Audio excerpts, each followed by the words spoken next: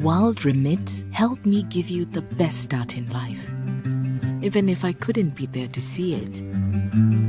I know it wasn't easy comparing yourself to your friends, but the money I sent home meant that you could be right there alongside them today. I'm so proud to be your mother, almost as proud as you must be now that you're starting an incredible new chapter.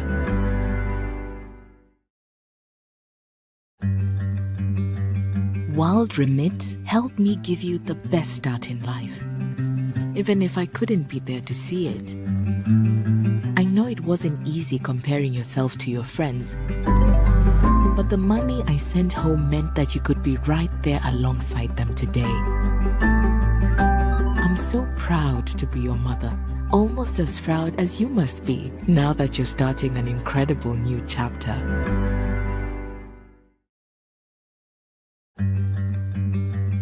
Wild Remit helped me give you the best start in life. Even if I couldn't be there to see it.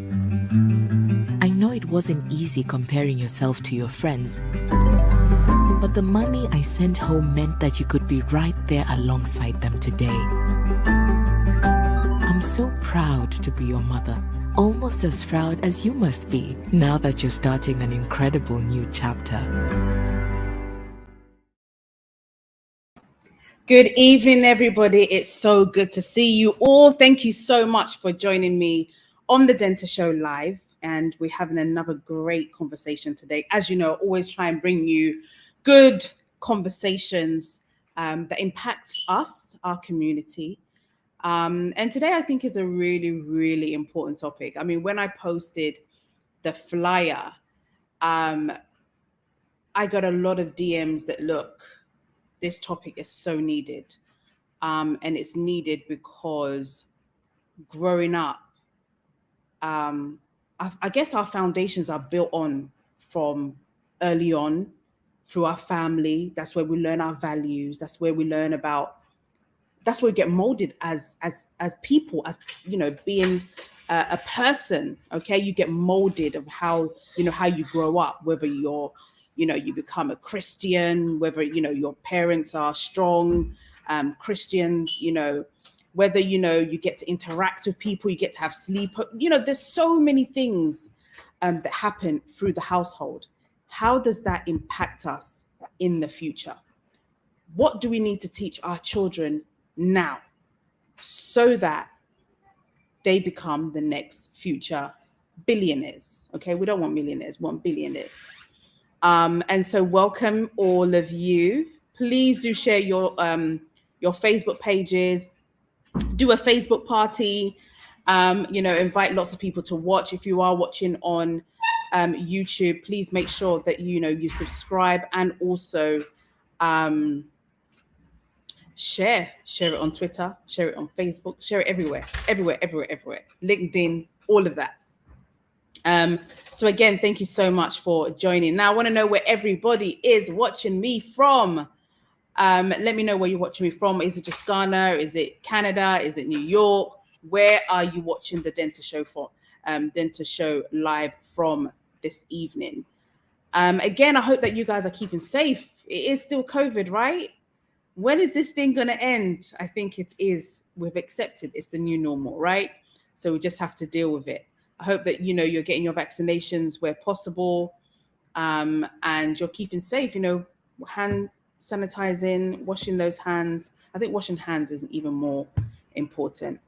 So washing those hands and social distancing as much as possible. So watching from UK, thank you, Amanda, for joining. Thank you so much.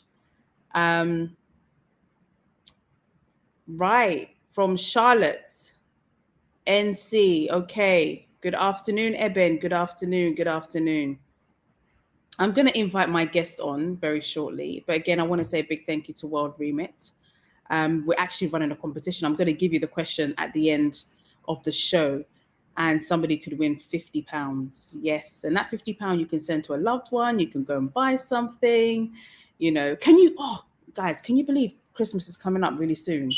Like, I was counting down and it's really near. And I feel like Christmas was just like a few months ago. I feel like the year is just going faster and faster and faster each day. But yeah, right.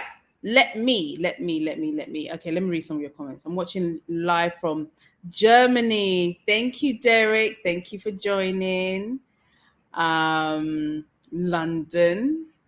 I've got a UK. I've got Stephen Aduse watching me from Accra, Ghana, representing.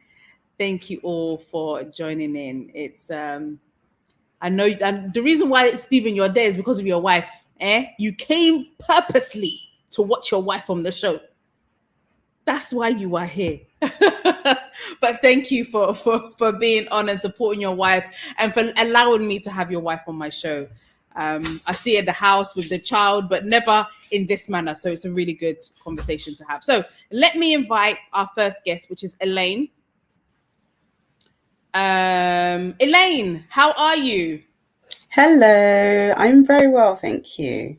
I'm good. She is the founder of Everything Education. So Elaine, please, introduce yourself properly to my audience. I know you've been on the show before. Tell them Yeah. what you do, and we'll take it from there. Yes, so I'm the CEO, Forbes featured multi-award winning CEO of Everything's Education. But actually, we've grown from that and we're now part of the Good Morning Africa brand. So we're Good Morning Africa Education now because we want to make sure that every African child has got a seat at the table. And so it's at the right educational institution and at the right university, and have been teaching parenting for about 9 years now. So that's what I do, and I help parents place their children in the right schools, and just make sure that African children are the best. Really, that's all. That's all I do, among many other things, apart from being on your show. Thank you so much for having me again. You're very welcome. Thank you for all the amazing things that you're doing in the education field. Honestly, you've helped a lot of families, and so I think you deserve that round of applause. Oh, Yes, thank you. yes, It yes, actually warms my heart when parents come back to me and they say, "Oh, thank you so much, thank you so much." And I'm thinking, what did I do? I just opened the opportunity that you didn't know was there and helped you get there. That's all. Fantastic. And now I'm going to invite my in-law. Hey, Stephen is watching. Stephen is watching. My brother is watching. So I need to introduce well. Please welcome my sister-in-law, Mrs. Aduse. Sis, how are you? I'm fine. How are you? Oh, goodness. You make me laugh. I'm doing fine. How are you? I'm good, thank you. Apart from being, married to the amazing Stephen Aduse, please tell us a bit about your background and what you do. Okay, so I'm a clinical health psychologist based in Ghana, and I run a private practice called MBS Care. Um, I live and breathe mental health, so I don't just do it for work. Everything I do, everything I believe is informed by what I do. And so, yeah, I'm passionate about mental health. It's me. Fantastic. Tell us about the organization that you've mentioned that you set up. MBS Care. Yeah. So MBS, it stands for mind, body, soul, because I believe in the holistic approach to health. So even though I'm working in mental health, if a client comes to me and they have symptoms that are associated with a medical condition, right, and I can steer them in the right path or to the right professional, I do that. So that's what MBS stands for. Okay. So this question is for both of you. What led to you in your chosen careers? What were you passionate about? And why are you doing the work that you are doing? That's the first question I want to find out. wow. Elaine first. Well, I started off as a dentist. So, yeah, I started off as a dentist. So, typical African, you want to go into medicine or dentistry, whatever. But I got into education in the parenting field when I got divorced. And I wanted the best for my children, and I wanted to be the best parent that I could be for them. And moved into education, Can obviously. you guys hear me? Yes. Can you hear me? Yes. Yes. So Okay, moved my into internet went off for like a few seconds. So I didn't hear anything of what you said. It went off. Okay. So let me start over. So I started off as a dentist. And obviously wanted to be the whole, you've got to be that African child who's got to get into all of those things. But then moved into parenting when I got divorced and wanted to become a better parent for my boys. And then moved into education when obviously my children were two of the top 20 brightest children in the country, and realized that there was something that I wanted to do to help our community to make sure that they got the best for their children. So that was me. Fantastic. Doc, do you think it's the same for you? How did you start off? So I actually started off wanting to be a lawyer, and I had a very, fantasy way I was looking at the law, and I had a rude awakening. I think I was too sensitive because I'll probably be in the courtroom like crying, Your Honor, this is not fair. But anyway, something significant happened that steered me in the direction of psychology, because I was taking it already in school, and it was kind of like, wait a second, do we know the impact of the state of our minds, the choices we make, behavior, so on and so forth? Like, this is big, right? And at the time, it wasn't something that was very popular, right? So when I finished with my undergrad, my dad he suggested, as Elaine said, as an African child, when your parents suggest, it's not a suggestion. So he suggested that I try other things because the field of psychology wasn't that big at the time. You wouldn't be able to get a job. And so I went and did a master's in communication. And the funny thing was that my heart was still in psychology. So my thesis was actually about communication competence in healthcare and mental health. So when I was done with that, I was like, I have to go back because this is where my heart is. And I went back and got my advanced degree in clinical counseling. So here I am.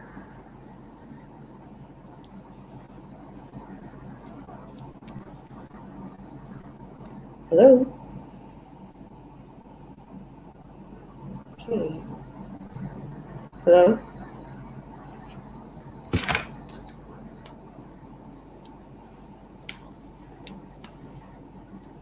Hello. Hi. Hi. Did that come through? It came through, but I think Denta's dropped off. Oh, okay. Sorry, my Wi-Fi has decided to play up, so forgive me for that. I'm just going to try and change it to another network. But before I do, what does childhood trauma actually mean? And why do we think this topic is a very important, crucial one? Petrina, I think you can go first with that one. So I guess basically understanding what trauma is what's important first. Trauma is a type of injury that challenges your body's normal ability to fix itself. So it's highly distressing. Oftentimes we don't have the resources that are needed to be able to, return to equilibrium. So when we talk about trauma, it can be physical, it can be psychological. So any trauma that takes place in childhood is childhood trauma, basically. It's important in our community because generally we have a culture of silence, right? And so multiple people have gone through very challenging situations and haven't even been able to talk about it. It impacts, and I think Elaine may have mentioned this, it impacts people's lives in many ways. It impacts relationships, your physical health, your mental health, your emotional health, your finances. So yeah, that's why it's important for us to talk about it in our community. Absolutely. And I think also the reason that it's important is to take away the taboos and to take away the stigmas that might be attached to it. Because in our community, I think one thing that we're taught is, oh, keep it to yourself, don't tell anybody, don't tell anybody. But when we begin to talk, we actually heal. Talking is a form of healing, because people have not been able to talk about it, they are walking around as wounded people and damaged people, and going into relationships as damaged people and expecting everything to be fine, and it's not going to be fine. So I think it's a very, very needed conversation, you know, because for so long our community has shied away from confronting things like this. And it is in the confronting these things that we are able to move forward from these things.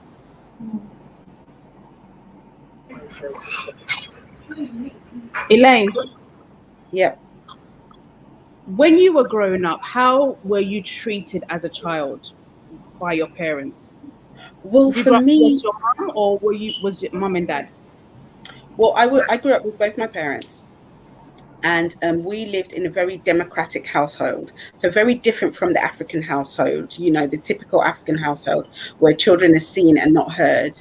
um, we had a lot of values. Obviously we had to respect, but we were also allowed to say talk about things that we didn't necessarily agree with. We were involved in family decisions. We were very much involved in, you know, if we were moving house, we were involved in going to view the house, and that's all part of shaping and developing the character of the child. We would have conversations about, well, you know, you want to move to this school. Why do you want to move to this school? So that critical thinking was brought up in us. It was part of us.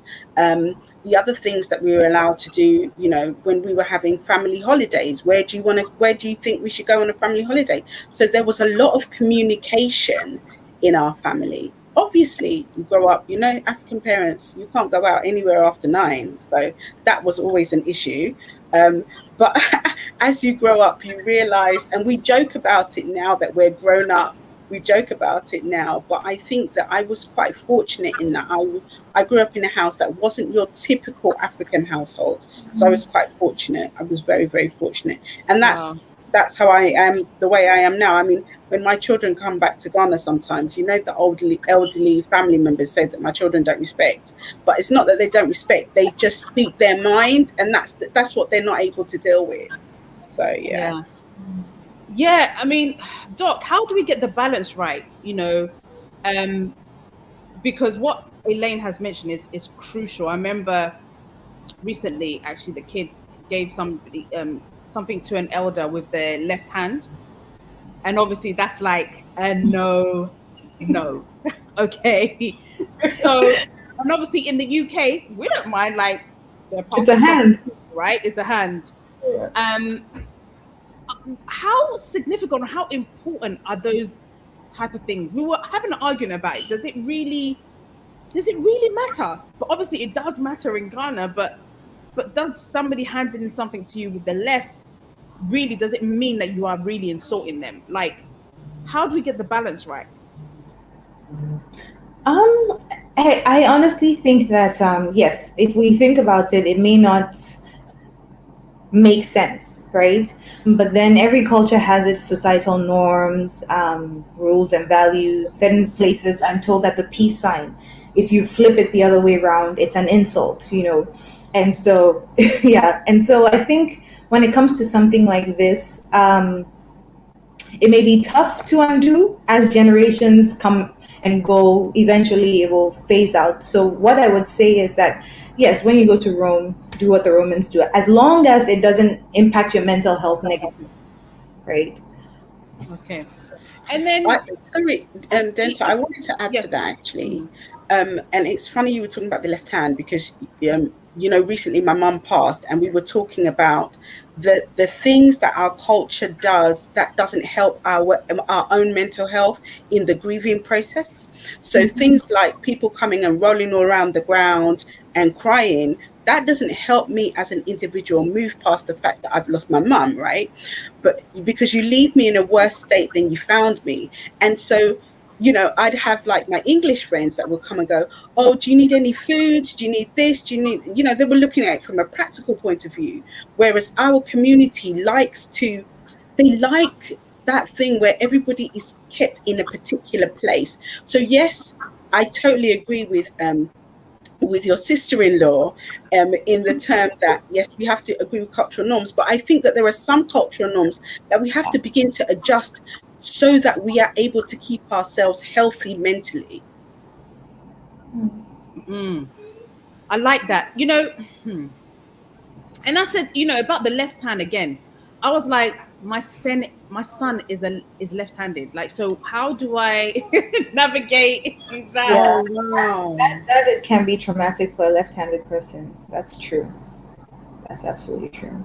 Yet And then he's okay, accepted where he is. He's fine in his yes, exactly. household. So okay, going back to growing up, I remember, or I can see that obviously a UK person, like you mentioned, like your sons, they're confident, they would talk.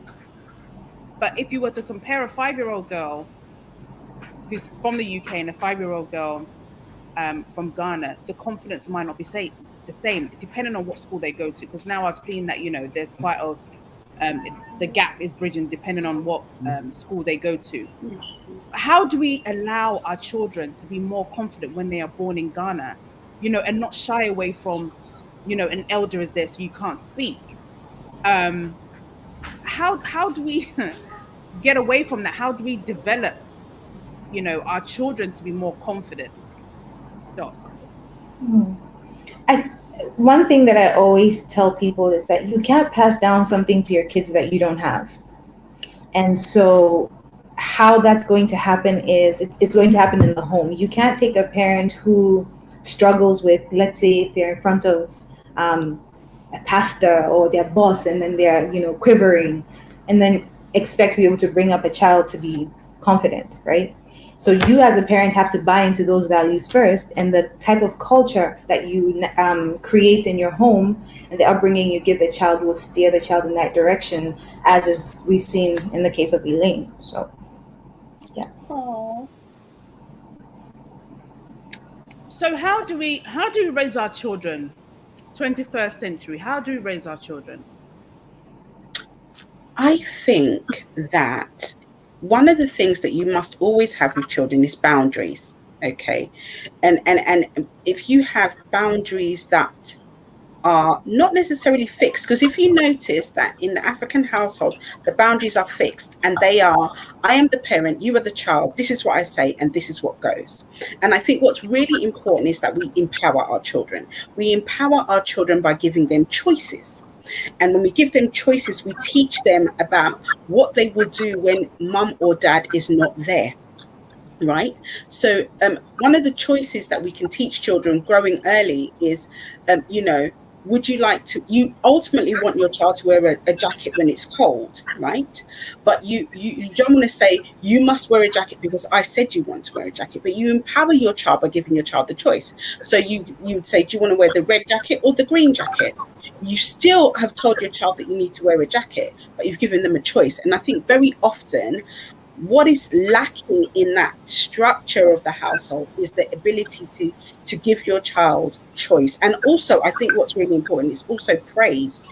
um, African parents don't necessarily know how to praise unless you got the top grade in the class. They don't know how to praise You're a so child right. being amazing, not for doing. They get it so wrong that they only praise children for doing. So what happens is they grow up as adults who only equate their self-worth to them achieving.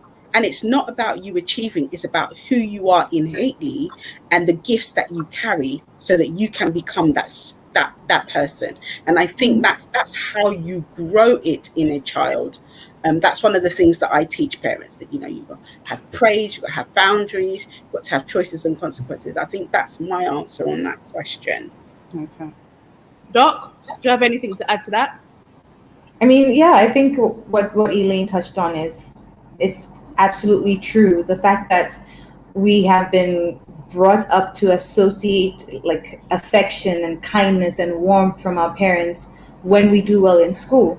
And so it gets to a point where if a child is not performing well in class, then praise is withheld, then smiles are withheld, and then it's always criticism after criticism. And so we grow up building a sense of self that is based on achievement. So a lot of high achievers in our culture, it's usually because we don't, I mean, it's something most of us are not conscious of, but from a very young age, we learn that I get validation, affection, approval when I perform well, and that often tends to become the drive well into adulthood. So yeah. Why do you think that other communities bond so well?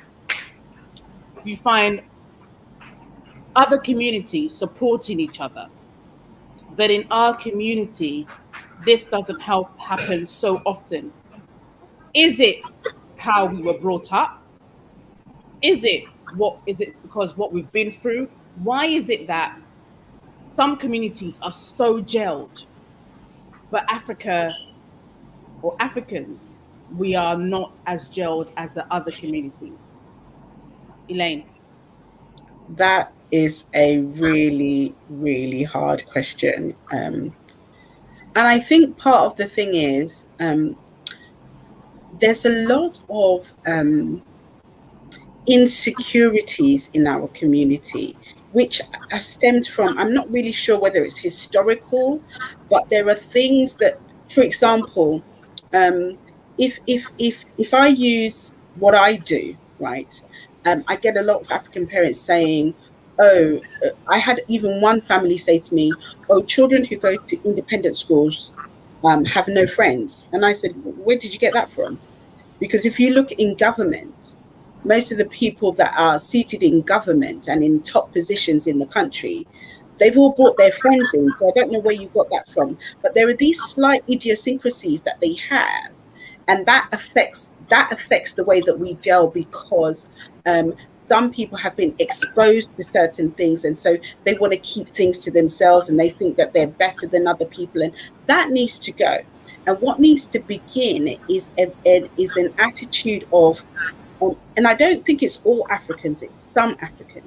It's an attitude of, I've seen my sister, I know this works, and I'm gonna tell them that this works. But there's very much a portion of one thing. If you look at the Asians, they are very much like, if I'm helping my sister, I'm bettering my community.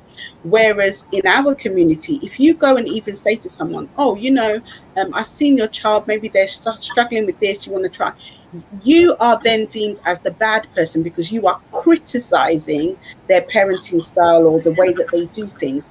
And we need to be able to take on that and say, maybe what she's saying is true. And I think that's where we don't gel, in that we don't have this mindset of taking on new information and taking it on with a good attitude. Absolutely, absolutely. Doc? Yeah, to add to that, I heard something and I can't remember the guy's name, but he talked about, basically the concept is this idea that only one or only a few can make it, right?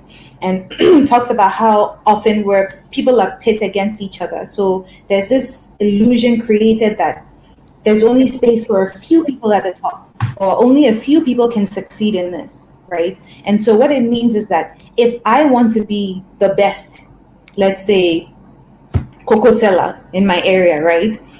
What it means is that because there's so few spots, I have to make sure that other people don't get it as well. But it's an Mm. illusion, right? It's an illusion because there is room at the top for so many people. So I think that that might be also another key reason why we find it hard to come together and collaborate in some circumstances. And um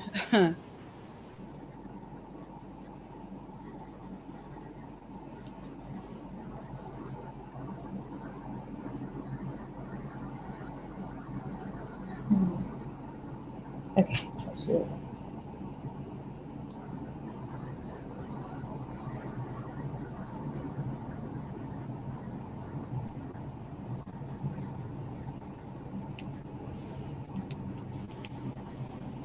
Yeah, it looks like Tenta's internet is not being friendly to, Mm, such a shame. yeah.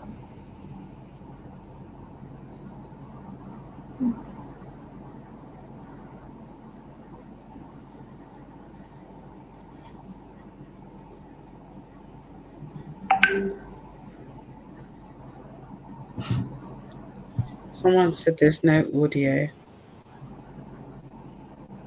Maybe because I'm it's sorry, controlled. Okay. my internet went off again. I had to just swap again. Sorry. I was gonna ask something. I was gonna say the word "I love you." in a Ghanaian household whilst growing up, did you ever hear your parents say to you, I love you? Oh yeah, constantly. And they said it to each other as well. Okay. Because the thing is that children do as we do and not as we say. So if you never tell a child that you love them, how do you expect them to tell other people that they love them as well?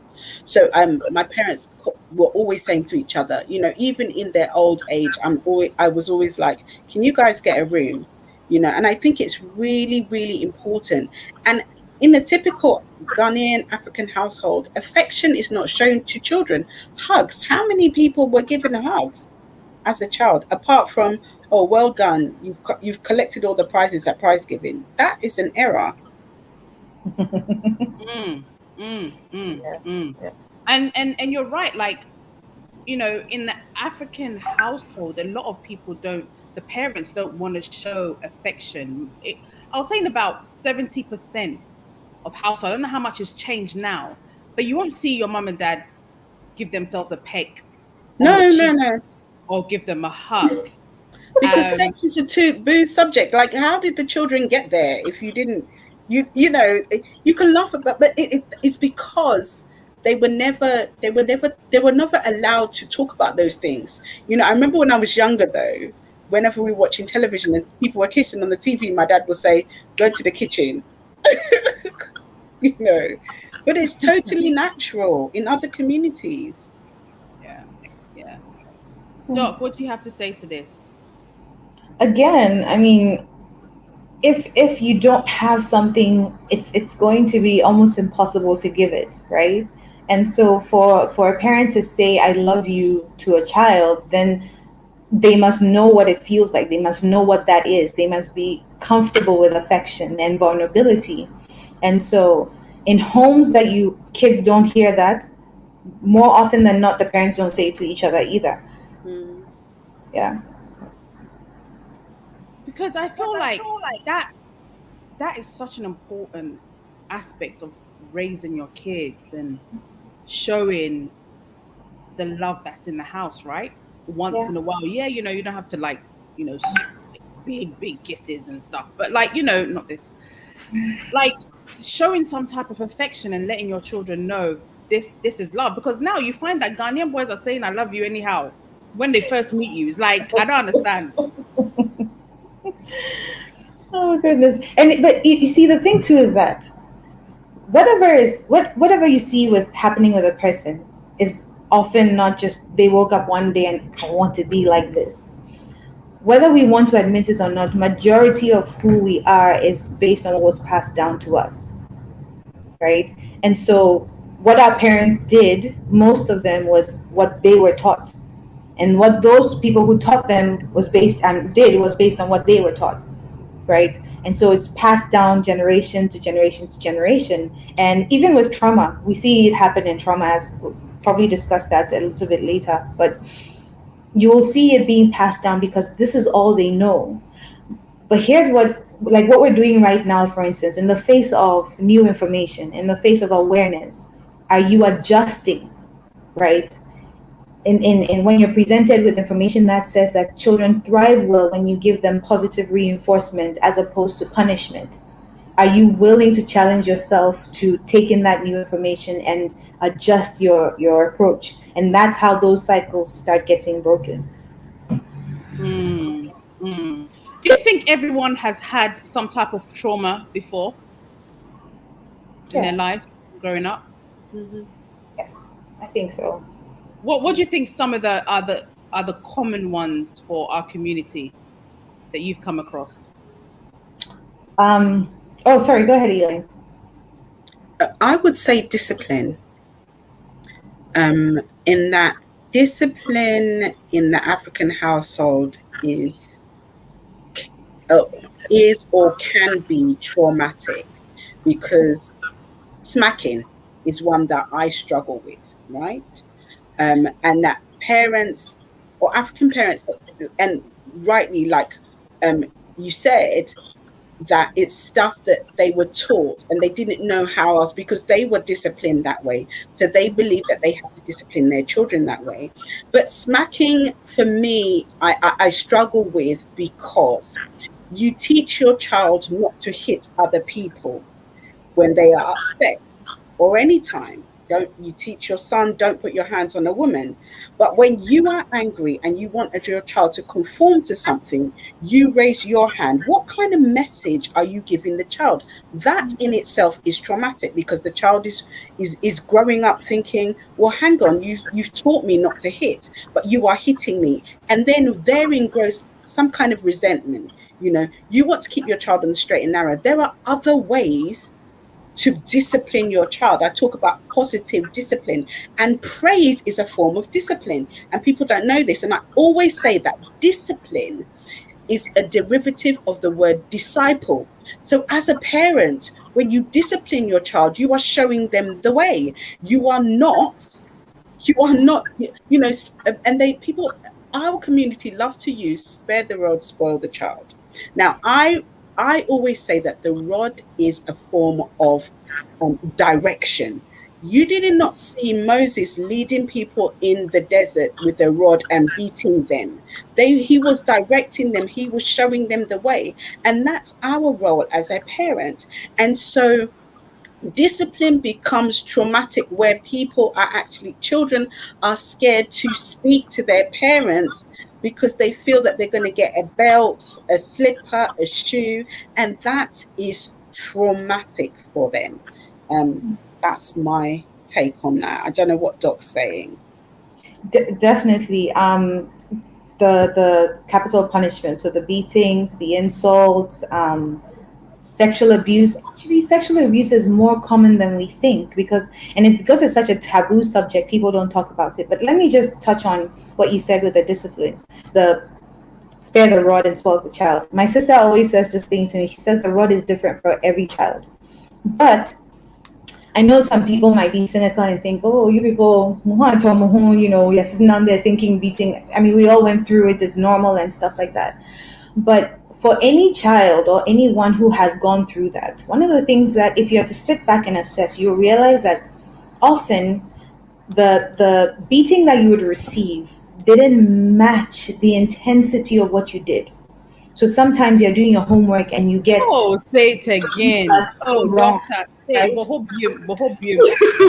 And then the slaps and the knocks because you wrote 3 + 2 is 6 instead of 5, right? A lot of parents and a lot of people are walking around very frustrated about things in life in general. And so I won't say that I'm completely against corporal punishment. I don't use it. I haven't had the need to use it yet. But I think that unless you're absolutely certain that in that moment, you're not using the child as an outlet for some of your frustrations, because oftentimes that's what happens. Unless you're absolutely certain that in that moment, that's not what you're doing, because you realize that if you are certain, or if you're not certain, you realize that the intensity of what you even want to do will change, because you hear things like people build hooks being used to beat their kids, kicking, punching, and how does that guide a child? That's You know, deep.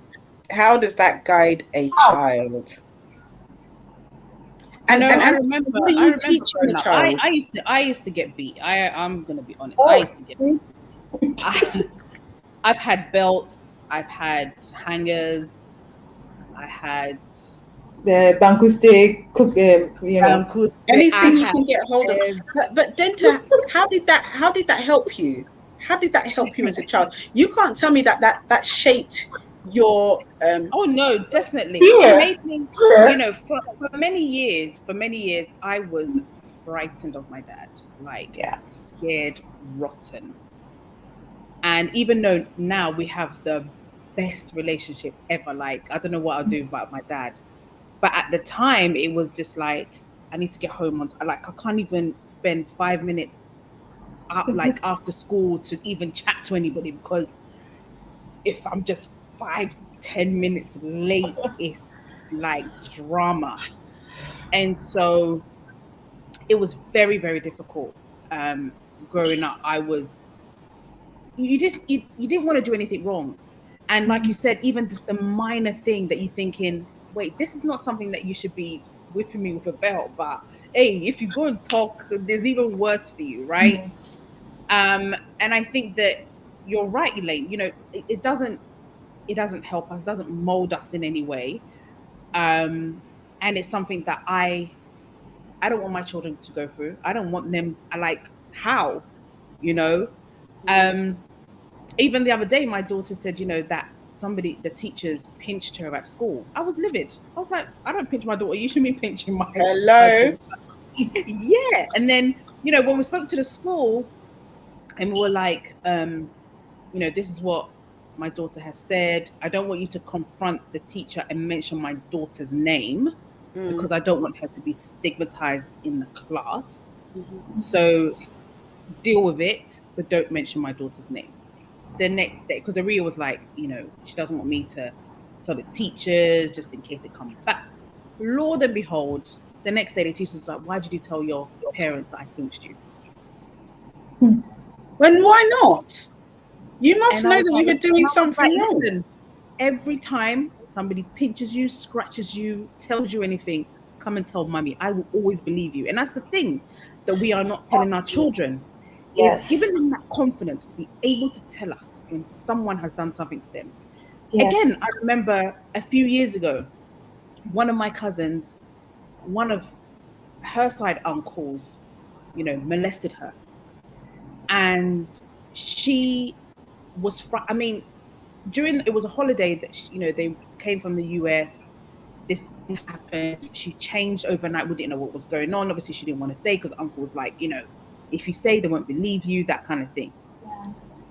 And it was like months later, that she broke down to her big sister and said that this thing had happened. And guess what? Nothing could be done because it's Uncle X, Oh, that's so right? common. And these are some of the trauma that young people are going through day in, day out. Yep. We don't understand where mental health comes from, that spark, okay? Because that person could have been through it, she's fine now, or he is fine now, and then years later, something just triggers, Trigger. right? Yeah. And brings on that mental health. It definitely has to do how we are brought up, what we go through as individuals. Not everybody has a strong mentality. Not everybody can cope with certain things, right? And I think that I strongly believe that us as parents now need to instill confidence in our children for Yeah. them to even come to say, Mummy, they pinched me. I want to know, right? I want to know. And I definitely want to know if somebody ever tries to touch my daughter. And I think these are the conversations that we need to be having with our children from now. But I think that, Denta, what's really important is that um you see, there's a scripture that says there is no condemnation for those who are in Christ Jesus. And I think that what we need to build in our children is that I can come and talk to you and not be reprimanded for what I'm about to tell you.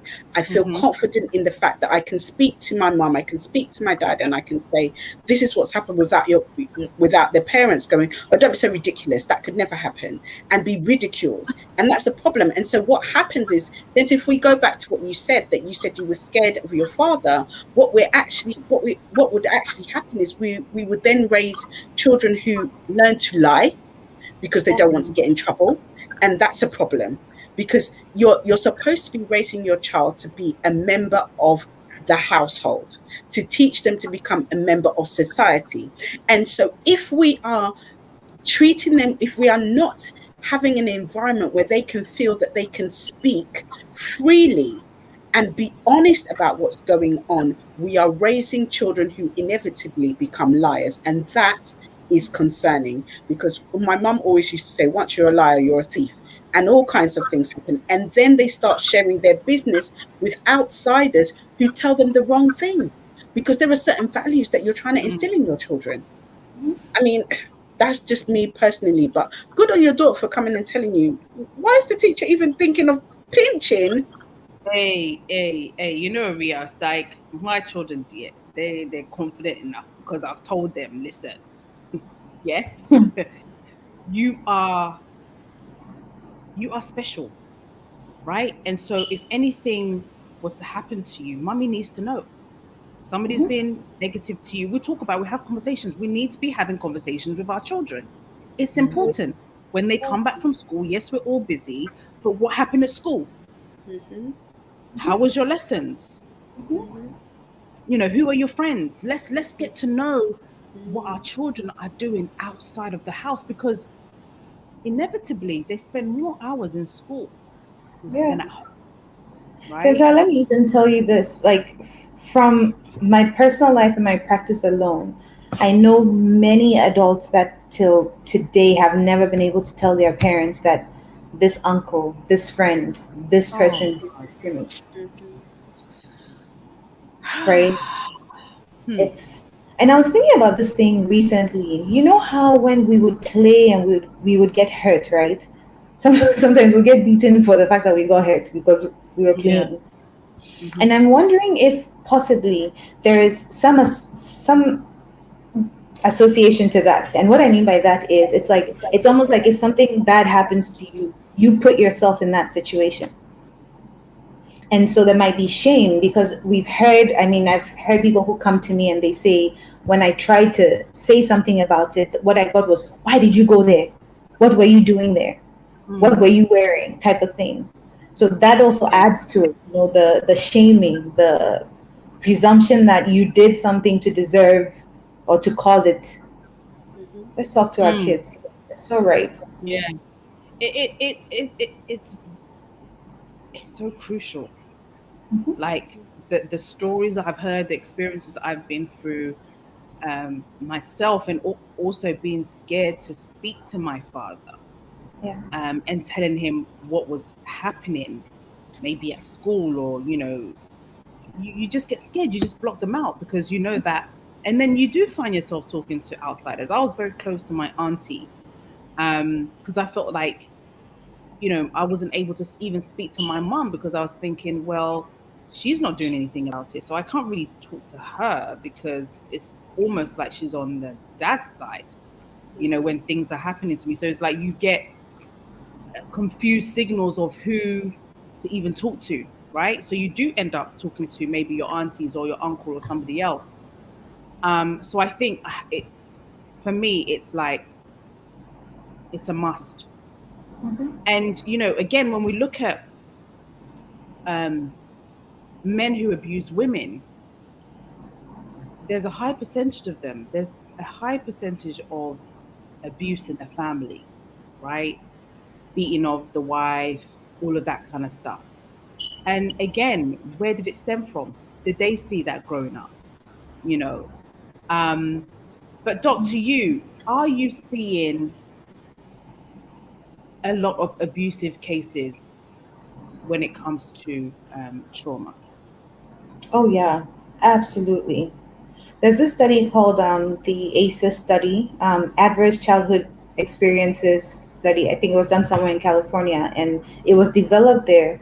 And when you score high on some of the things that they're testing for, more than likely you experience trauma, you end up with depression, anxiety, substance abuse. But there's so much abuse, and you know it may be more common where we see men doing it to women, but same-sex abuse is so rampant. And one of the reasons why we hear more about the men and the women is it's almost, and I use this word very carefully, it's almost an acceptable problem, right? Because the woman is weaker, and but men abusing men, women abusing women, older women abusing young girls, older men, young boys. It's so common, and there are adults who are sitting with me telling me this happened to them in their childhood. So this is not a new thing. This is not a we are becoming Western, so it's coming into our society. It's been there from our parents' time when they were in SS. Mm. We need to start telling the truth and talking about these things. Absolutely, absolutely. Elaine, can you read this lady's comment? Ooh. Oh, my daughter was inappropriately touched by her biological father. She broke down and told me at 18 years old. She just turned 32, and the trauma of that experience still haunts her. Continue. She's not able to form a meaningful relationship with a man. It's very sad. And I, the mother, has to deal with the emotional backlash. Doc, how does someone deal with this? Wow. Let me just say to, I think her name is Demetra. I am Yeah. so sorry. Mm. Tell your daughter as well that, she's in our thoughts. Um, Something that a lot of us don't know is that when a person goes through trauma, they change. Not just mentally, but physiologically. The way their brain functions is not the same way someone who hasn't been through trauma functions. So, physiologically, something happens beneath the surface that we don't see. So sometimes we might say, oh, well, this person went through this and they seem fine. This person went through that, they seem fine. And why is this person struggling so much? But it manifests differently in different people, right? When you have gone through trauma, when you have been in a situation where you are so helpless and you've been taken advantage of, or you're so helpless and your very being has been threatened, the parts of your brain that are responsible for like keeping you on the alert and looking for threats, usually like if something startles you or scares you, you're able to kind of recalibrate and then bring yourself back to a calm state. It's significantly harder for women, not women, sorry. It's significantly harder for people who have been through trauma to be able to recalibrate. So now on a physiological level, your brain is on high alert every single time, always looking out for situations like that. And sometimes even creating, high risk situations because this is a tangible thing that I can react to. There's a whole, like, we can really delve into trauma and realize that we need to be kinder to people who have been through traumatic situations. But with Demetria's daughter, one thing that I would definitely recommend is for her to go to therapy. Therapy. And more importantly, find a therapist who has experience or who can engage in trauma therapy because it's a different ball game. The person has to understand the mental, physiological, emotional, spiritual impacts of what the person has been through. And there are specific approaches and specific interventions that are used when a person has experienced trauma, as opposed to, standard therapy.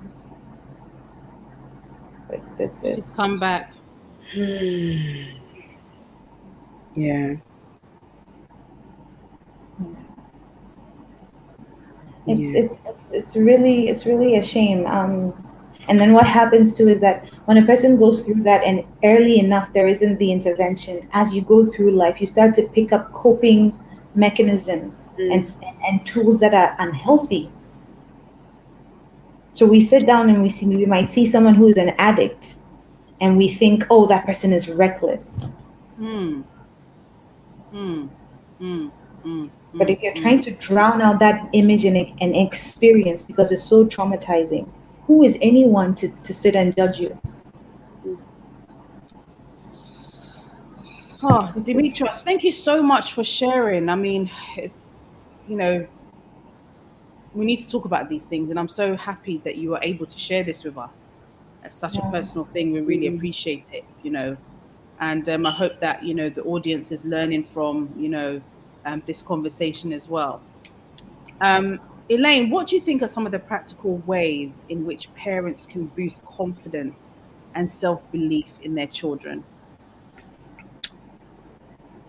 I think I have said this already, but for me, praise and the right type of praise, because we as a community only praise for doing, and we don't praise for the fact that who they are as beings. And very often we like this thing of oh, but your brother did it and so you should be able to do it, or your sister did it, or so and so's daughter got this, why didn't you get that? We need to stop that. We need to understand what the appropriate expectations is for each child. And I always talk about this: just because both of your children or all of your children have come from the same womb, that doesn't mean they're going to be the same.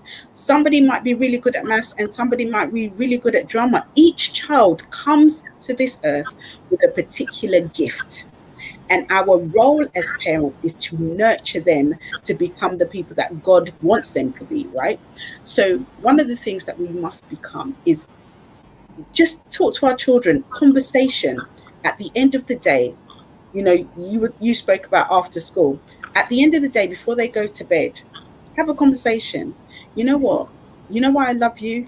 Not just because you're my child, but because you are just so amazing at everything. You're so kind, you're so pure. And we talk about these softer skills as opposed to, oh, I love you because that is growing the child. I love you because you came first in class. No, that's an error. I love you because you are who you are. You speak, you are the one that makes us all laugh in the house. You are the one that's the deep thinker. So the child understands that they carry certain innate gifts, as opposed to, well, if we're not careful, because the child wants to succeed so badly, they don't care who they hurt in the process. Mm-hmm. And that is not the type of adult that you want to see, because ultimately what we're seeing, if we see an adult that's broken or fractured, they weren't broken or fractured when they were an adult. They were broken or fractured when they were a child, and they've just grown up with it. So as parents, I love the fact that you talk to your daughter and she comes to you and tells you that this is going on. But as parents, especially in our community, we need to be able, communication needs to be a little bit more fluid. We have trouble with communicating our emotions. So I love you because you make me laugh. And when I feel like being sad, I think of all the things, the fun things that we've done in the house. And that's why I love you, not because you're coming first in the class. And the other thing, I think, the other thing that we can do to build confidence in our children is family time is really important. And it's not family time just sitting down and having a meal together, sitting down and playing Ludo, sitting down and playing Monopoly. You're learning life skills, you're learning about team building things, you're learning all of this in the house. So all of a sudden, when your child comes out and people come back and say, oh, your child is so amazing, they're this, they're that. Well, you did that, you built that at home, not something that they learn outside. I That's just my personal opinion. And that's what I teach other parents, that listen, you're not when you come to one of my parenting programs, you're not coming because you're a bad person or a bad parent. You're coming because you want to equip yourself, because we're in a different generation. You want to equip yourself with tools, because being a parent is about tools and navigating the journey of parenthood, because parenthood is a journey. The same way you would parent, your youngest child, it's not how you would parent your oldest child. And then, I've got a son who's going to be 18. I can't parent him like he's 5. I got parent him like he can come to me like I'm his mum, but he can still come to me and say, mum, I'm thinking of speaking to this girl, and not feel a way about it. Because one thing is that you can guarantee that in most African households, nobody can come and tell their parents that they're thinking of talking to a man or a girl. That could never happen. Mm-mm. So we've got to normalize these things. Absolutely. I totally agree. Doc, do you have anything to add with that? Yes. Elaine, you said something about if you see a broken adult, they didn't become broken as an adult. So to add to what you're saying, in order to build confidence in your child, I still want to reiterate this point that you can't give what you don't have. If you look at us as adults, right, most of us still struggle with self-confidence. We're worried about, how does my hair look? How does my shoe look? Will they accept me? Am I worthy of being with this group of people? We still struggle with self-esteem issues, self-confidence issues. Even the people who appear to be the most confident, when they sit down and they're honest with you, they'll tell you, I struggle with imposter syndrome. I don't think I can do this, right? But one thing that I have learned personally is that when I began to do work on myself, when I started practicing radical self acceptance, regardless of how I looked, how I felt, what I had achieved, what I hadn't achieved, and realized that, you know what, Katrina, you're worthy regardless. Like the fact that you are even a vessel that is carrying like the spirit of God, spirit of excellence, spirit of the universe, call it what you want. You point blank period, you're worthy. Because we have grown up to associate our worth with external things. So, for instance, if you're the person who, the only person in your family who has gotten a master's, you feel so big. Hey, our master's person. If you marry into a family where your spouse and all their family members all have PhDs, then now where does your confidence go? Right? Money. Oh, you have so much money. You will end up in a group of people who have more money than you do. Someone always has more something than you do, right? So when you learn on your own to understand that I am worthy regardless, it will be impossible for you to raise a child who bases their worth on external things, because you will pass down what you believe, you will pass down what you know to this child. So my little girl, sometimes when I'm upset, she go, Mommy, you're not my best friend anymore. And I'm like, no, I'm always your best friend. Even when I'm not happy about what you did, I'm always your best friend, right? Friendship, because my friendship with her is not conditional. But I had to become friends with myself first. Yes. Yes. The self-work. You're absolutely right. Do you think in a Ghanaian household, do the girls or the boys get more pressure? Who gets more pressure in the household? Is it the girl or the boy? To do what? Sorry. In the Ghanaian household, growing up, children, is it the girl that gets more pressure or the boy that gets more pressure? I think in the African household, what I find, there are certain roles that are outlined for girls and outlined for boys, which is wrong. So girls do the cooking and the cleaning, and boys do whatever. And I found that, well, with some families that I've worked with, that boys tend to get away with more than girls, and that is wrong. Everybody should do the cooking and the cleaning, because you know what? I don't want anybody's daughter to come back to me and tell me that you raised a rubbish child because he doesn't know how to cook and clean, right? Because you're raising somebody's husband at the end of the day, right? And so I think that, but as we get older in the family, because our children aren't going to stay young forever, once they get married, the woman has so much pressure to produce this grandchild. And I was talking to my uncle about this yesterday, and I was like, some of the pressures that we have as women from our community are ridiculous. Because I remember I had infertility issues. You know, I was diagnosed with polycystic ovaries. And so it was a challenge for us to have our first child. And so the first thing that they were saying, as soon as you literally got off the dance floor and you're going on your honeymoon, come back pregnant, you know, that's too much pressure. Too much pressure. And in our community, it's more so, if there is a fertility problem, it's more so they say that it's the women that's the problem, and it's usually sometimes the man that's the problem, but they don't want to accept that. So I think that girls don't get a very good deal, to be honest. Doc, how do you feel about that? What are your thoughts? Yes, I definitely do agree with that. I think that sometimes too it depends on what the pressure is about, because there's almost this expectation that the guys will go to school, do well, make money, you know, and they are supposed to be self-sufficient and take care of their family, take care of whoever it is they're going to get married to, in a way that women don't have that kind of pressure. But generally, as a rule, in the entire world, women, I mean, we often get the raw end of the deal. And Yeah. I agree with what Stephen Aduse has just put up. We're mostly trained to be good wives and not good husbands. That is spot on to the T. Yeah. Do you understand? And Yeah. I also think that um, boys are not allowed to cry. They're not allowed to show their feelings, right? And so, Big boys you know, don't cry. Where did they get if that you from? show your feelings, then it's like this boy is feminine, Weak. like Emotional. yeah, Mhm. emotional, weak, not manly. How do we get over that? How do we get over not allowing, when somebody, maybe their mum has died, or men,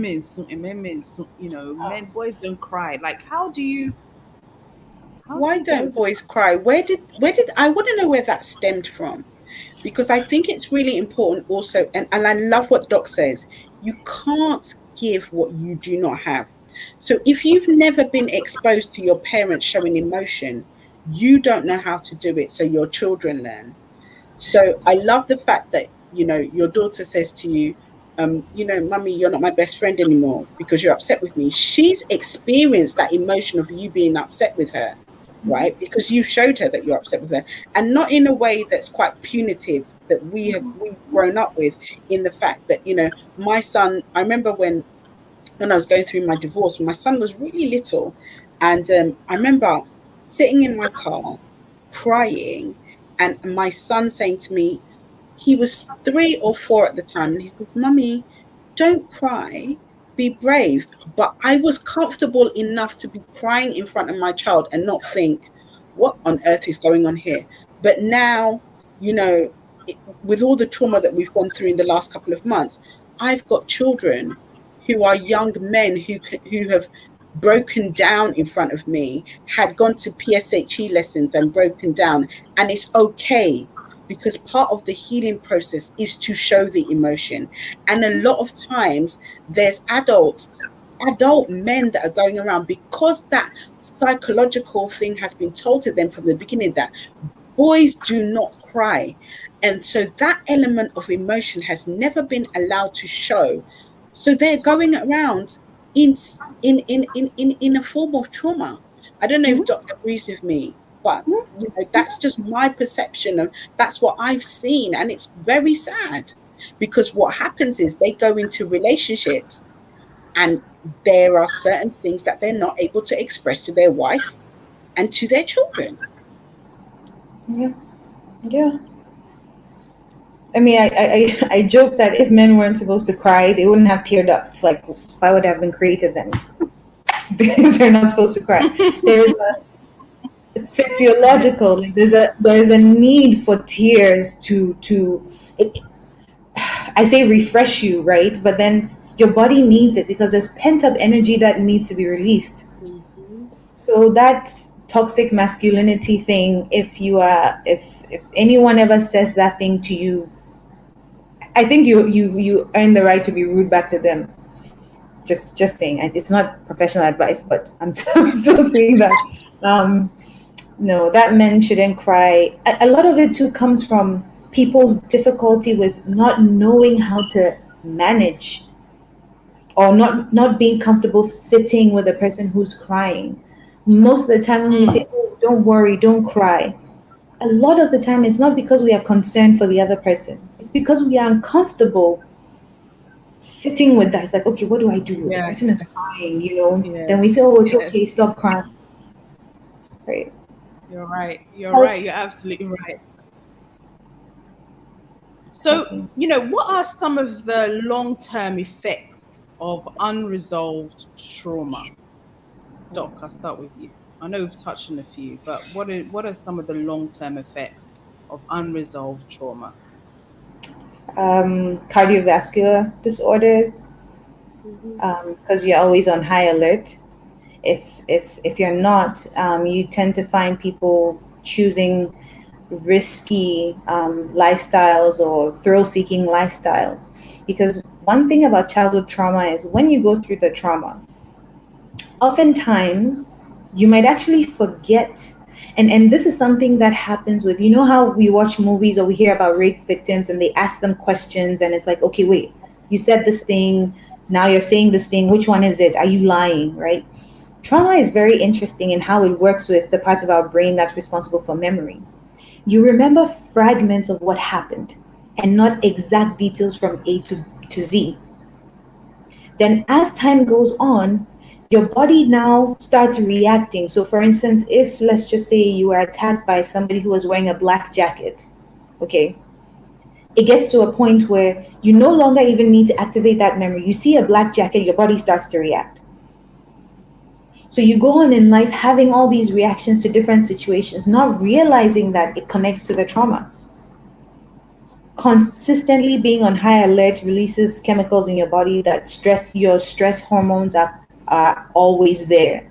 They're rather supposed to, end up at lower levels when you calm down. But for people who have been through trauma, it's difficult. And so cardiovascular disorders, depression is one thing that's almost inevitable, anxiety. And let me just say something about depression in our society. You know how in movies and in the Western world, depression is the person is at home, they're in bed, they're not going anywhere type of thing. Our society doesn't support that because we don't have welfare, we don't have unemployment. So there are many very high functioning people in our society with depression.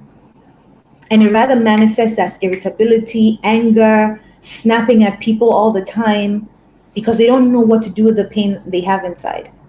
So another long-term effect is the type of relationships that you form with people. Substance abuse too is another big one. Another Yeah. one. Why is therapy so important in our day in day, things that we go through? So with trauma, why is it important now for us to have therapy? One, because confidentiality backed by law, which is very rare in our community.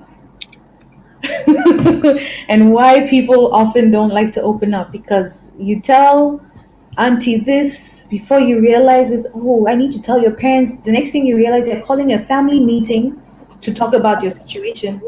Or you tell a friend who has a best friend and that best friend has another best friend, and you really can't do any. You can be upset with them, but hey, your information has gone out there. When you speak to a therapist, however, your information is protected by the law, meaning that unless you give written consent that share my information with this person, the therapist doesn't discuss your information with anyone. The only limits are if you intend to harm yourself or someone else, or if the court orders it for some reason, right? But outside of those, even if someone is gifting you sessions, right, paying for your sessions for you, they still don't have right to your information. Oh yeah, and then if the child is a minor too, the parents have a right to kind of know what's going on in therapy. Outside of that, everything you say is confidential. That's the first one. The second thing is that it's a safe space, right? So the judgment that we receive in society when someone says, oh, I've had, let's say, 5 abortions, and it's like, hey, only you know you that doesn't happen in therapy. There's something we call unconditional positive regard. We believe that at the core of every human being there's goodness. We're all good. Life, what happens when you come into this world, you are supposed to be guided and provided with tools on how to navigate the world by your primary caregivers initially, and most people were not given that. And so who you turn out to be as an adult, oftentimes when you go to therapy, it's now, how do we find healthy coping tools? How do we find healthy ways of being? So there isn't judgment in therapy. Thirdly, we are trained to ask questions, right? We are trained to be able to take multiple sources of information to be able to like guide you. So I may say to a client, I may ask a client one day, are you feeling nervous in the situation? And I'll get a response like, why? How did you know that? And it's because previous times I've asked them, are you nervous? Because maybe I saw them like twitching, their legs were going up and down rapidly, right? So it's not that we're psychic, but we're pulling from nonverbal, from verbal, from history, and then we'll present you with a hypothesis and guidance that is helpful to you. And there's also very little transferring of our personal beliefs on people. So this is where professional therapy differs from religious therapy often. We don't send you away with, go and pray and fast. You're not praying hard enough type of situations, but equipping you to use your faith, right? In addition to tools that you need to be able to use in day-to-day life to be able to navigate the challenges that you go through. So that's why therapy, I think, is very important. Doc, can you read what's on the screen? Do not think other races do not have issues raising their children. They do. Why do we always reject our ways? I think that this discussion isn't necessarily to reject our ways because we are Africans. This discussion should be about us as Africans. Yes, these problems exist everywhere, but we are looking at our people and how to uplift them, and that's the reason why. So if it came across that way, that's not our intention. We are Africans speaking to Africans, and that's why. Absolutely. Elaine, can you read this? Yeah, but I just wanted to say also, I don't think we're rejecting our ways. I think we're evolving, we're growing, we're making our ways, some of the ways that we did better, because to raise better Africans, because you can't keep doing the same thing and expecting a different result. That's madness. It's madness. So we have to, if you look at even how cars have evolved, you're not using the same cars. Now there are hybrid cars, they're electric cars, for different needs. And our children are in a different generation. You can't raise them the way that they were raised in the 16th century. It doesn't work. But yeah, okay, let me read the next one. A lot of people of African descent try to pass off abuse as culture. Which is why several family members are blocked from contacting me. I love that. I love that. Yes. I'm such a fan of that. I love that. Nobody is above blocking, Seriously. Nobody's above, and it's true. Blocked on calling, blocked on Facebook, blocked on Instagram, blocked on everywhere. Twitter. Period. Let me add to that you can forgive a person and still block them. Come on. Yes. So, they don't need to be in your life. And I love what you said earlier, Doc, about, when you go through trauma, it changes the way your brain reacts. When my mum passed, I have changed. I know I can feel within myself that there's just certain things and certain people that don't need to be in my life. And we as a culture, as a continent, as Africans, we put up with a lot of nonsense. Yes, it's important because it's affecting me and affecting my growth as a human being. So why do I need to put up with that? There are so many other races that will just go, well, it's not important, it's not relevant. But we will always, I love that thing that you said about the family meeting. I have a huge issue with family meetings that need to out people, talk about things. It's not necessary. Like something that can be handled over the phone between two people. Why do we have to have a opinion there and this and that, and everybody's giving their 2 pence piece? By the time you leave that family meeting, you are in more pieces than you even started with. So our culture needs to address certain things, and and we need to start moving. We need to start moving because some of these things are archaic. And even if you ask Auntie so and so as to why do we do this thing in our culture, they can't tell you. Yeah, there's no answer. That's it. That's how it's been done, and that's how you need to do it. That's basically it. Keep your questions coming in. We're going to have 10 more minutes, and then we're going to wrap up. Doc, can you read this one? How do we help our parents or elders to understand that some of the things they did, although not out of malice, has left us traumatized? Ooh. So this one, honestly, I'll be very truthful about this. there is no way I can say will guarantee success in communication. Because what will happen in some situations is that even in your attempt to say it in the nicest way, the parent will take offense and become defensive. But if you still want to, or if you believe that it's important for you to do, I always say to ease into it. Denta, I connect with what you said.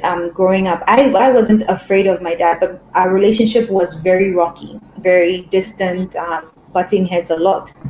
And so now we've worked through and talked through a lot of stuff, and we're much closer than we were before. And I was only able to bring things up to him in a way that he wouldn't end up turning it around on me and being defensive when I started building a closer relationship with him. When I started treating him like a human being, like as somebody. And what I mean by that is, I used to see him as, oh yeah, the father, you should do this, you should do that, you shouldn't behave like this, you shouldn't behave like that. And I didn't think about him as a man who could get sad, who could get frustrated. So I would sit with him and ask him about his life growing up and what work was like. And he began to tell me about some of his experiences with office politics and being stabbed in the back and being so frustrated when he would come home. And then in that discussion, I was like, oh, okay. Then that explains why sometimes you would come home and I would ask you a question and you would snap and I'd feel so hurt by it. And he's like, yeah, that was me not knowing how to handle my first. And that's how the conversation went.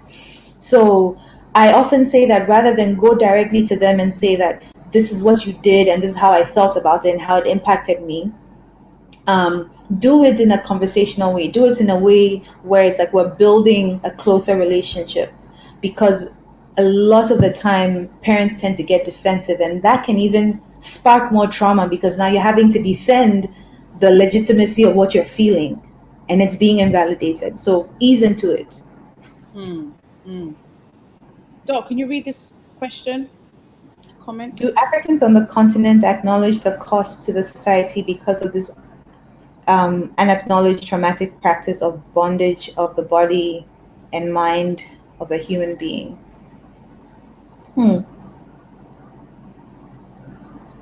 Bondage of body and mind. Do we acknowledge it? Do we? I think we don't. That's why we're having this conversation, right?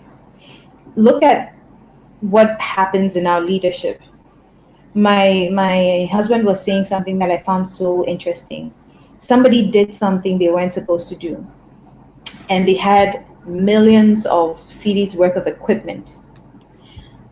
And a group was dispatched to go and stop them from doing what they were doing, right? When the group gets there, it becomes a very emotionally heated thing that the equipment that could easily be sold or used to help the society, right, was destroyed. That idea of let me punish you, let me do something for it to hurt you so you won't do that again, let me instill fear rather than discipline, has cost us so much in our society. Take somebody who has experienced trauma and hasn't healed from it and now ends up in a position of power. The slightest thing, they're always on the alert, always attacking. Radio stations, you hear, ministers, people in power insulting each other, going at each other, talking about personal things, because there's so much pain and turmoil inside that hasn't been dealt with.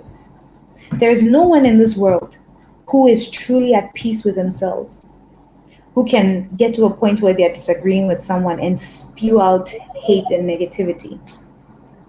So if you hear anybody speaking that way and acting that way, you should just know that there's a lot in there that they're struggling with. And it's not to justify it, but it's to say they need to address it and get the help that they need. I'm gonna flip this. Just reading this comment. Actually, Elaine, can you read this before I say the next? Yeah, I've been reading this lady's comments. She said, I'm generalizing a lot. Have I got data? My brother-in-law, who is Ghanaian, had to take his daughter out of the UK into Ghana for secondary education because she called the police on him, and all he did to her was talk to her about coming home late. And I personally wouldn't like to comment on this particular instance because I don't know the full background of the story, and so it would be slightly naive of me to have an opinion on this because I don't think that, there must have been other factors that were involved, and it wasn't just a case of, she had a conversation with the police. I don't know about it, and if it was referred to the police, it's now a police matter, so I don't think I have the right to comment on that. But I think that what's really important is, if I use an example of where a lot of parents have taken their children back to Ghana because there's been a challenge in the house, I think that what I don't want parents to do is use going back to Ghana as a form of punishment. Yeah. And it's I not had because that it's their so much. home. I'm gonna send you back to Ghana. I'm gonna send when I was in Yeah. the UK. I'm gonna send you back to Ghana. I deal with a lot of I deal with boarding schools. So one of the things that a lot of parents say, if you don't behave, I'm going to send you to boarding school. So children have this mentality that boarding school is a form of prison, it's a punishment. Like, why have my parents sent me here?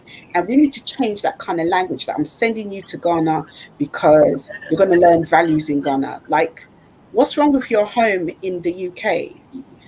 Your Right? values come from your house, you know. And so I think, like I said at the beginning, I think that as a family, there's a book by Stephen Covey which talks about seven highly effective families, highly effective successful people. He's got a whole range. Mhm. But as a family, what's your personal mission statement as a family? What's your vision as a family? These are some of the things that family offices are built on. When you do the research on family offices, you realize that family names that become household names like Guinness, Hilton, those Mm, long established names, they have certain values that are yeah. instilled from day one. They have a mission statement as a family. What are they Yeah. trying to achieve in this world as a family? What legacy do we want to leave as a family? And I think these are really important, that come from day one. They're not something that you can teach your child when he's 18 or whatever. And sometimes that works for people. They send them to Ghana. Sometimes they send them to Ghana and they come back worse. Let's be realistic about these things. And I was speaking to somebody who said, if my child is going to be a drug addict, it doesn't matter where they are in the world, they're going to become a drug addict. So let's be really frank um, and say that, listen, this is what we're trying to establish as a family. Communication, I said it from the beginning, boundaries, appropriate expectations that we set for our children. I think that's really important. Praise.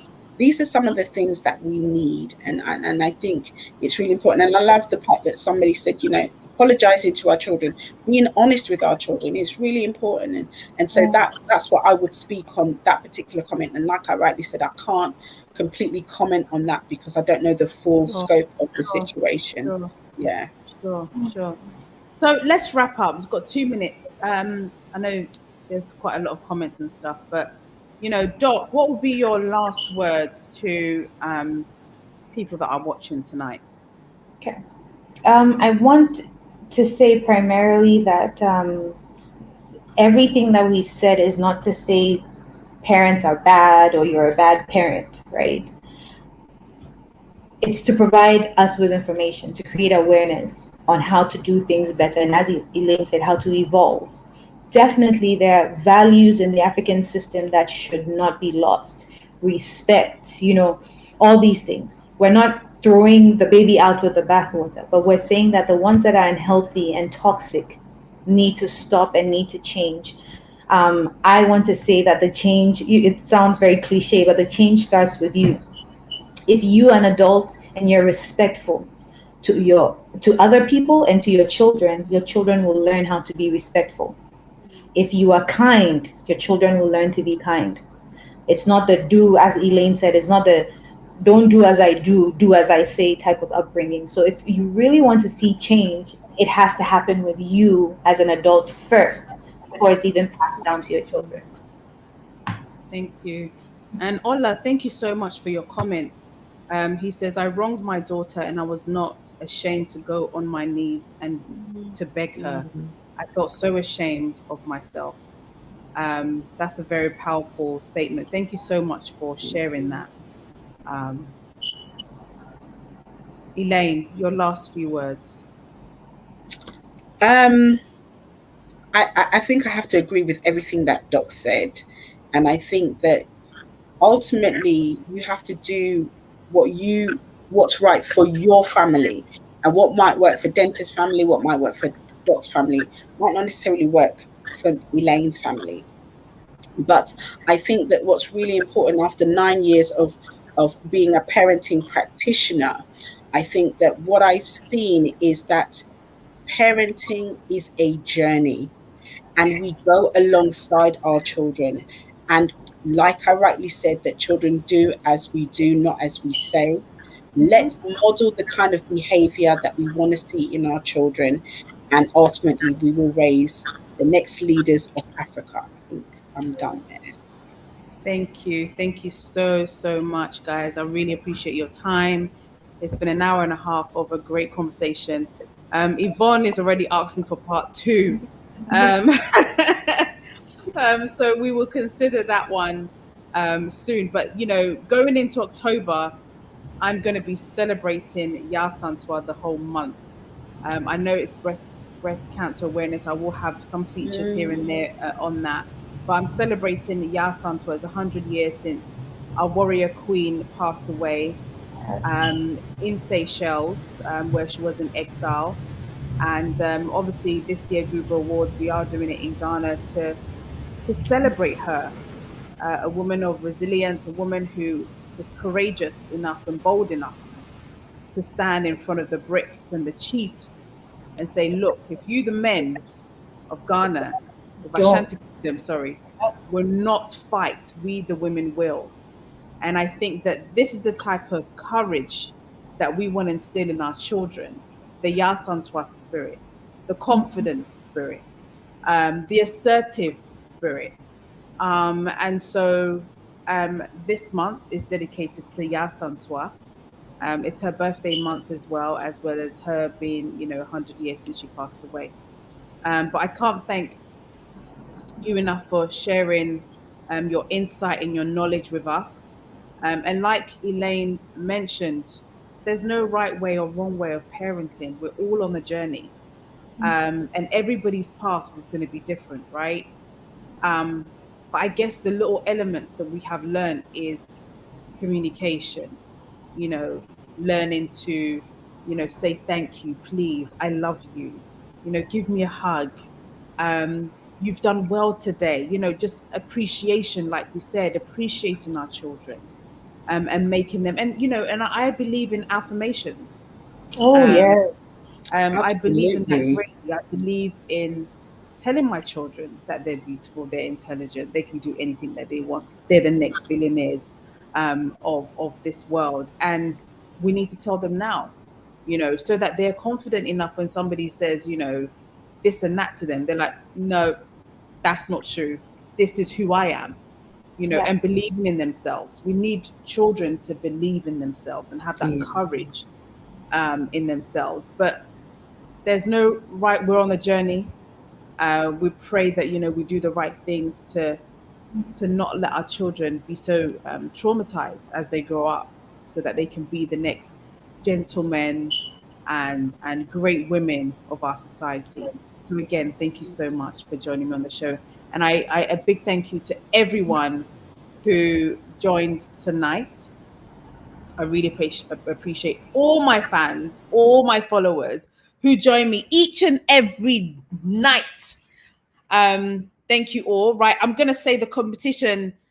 Like I said, World Remit is doing back to school campaign. I've said two of the questions so far, and the third question is how many countries can receive money using World Remit? Is it 50 plus countries? Is it 100 plus countries? Or is it 130 plus countries? Keep those questions in mind. Keep those questions in mind. And somebody could be winning £50. Woohoo! Again, thank you to my sister-in-law, Mrs. Aduse. Thank you to Elaine, Everything Education, for coming on. I think next time, actually, I'm going to have Abner Richardson or Michael Richardson, because they're big on family and education and all of that, you know. So I think the next part 2, when we do that, part 2, we'll add on the Richardson family as well.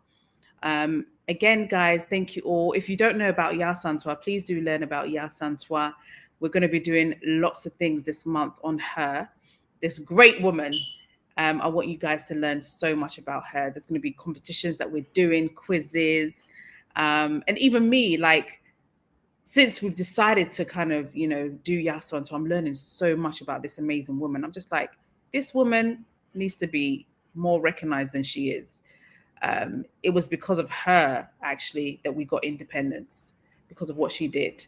So I think that she's a very courageous woman.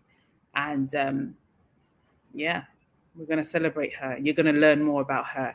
But Google her, Ya Santwa, and let's, you know, have a great conversation. But we will have more of these conversations as we do each and every day, each and every evening. Thank you so much again for joining me on the show. God bless you all. Keep safe.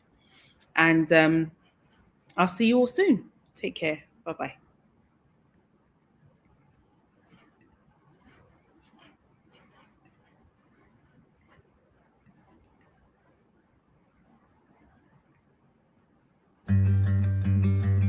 Wild Remit helped me give you the best start in life.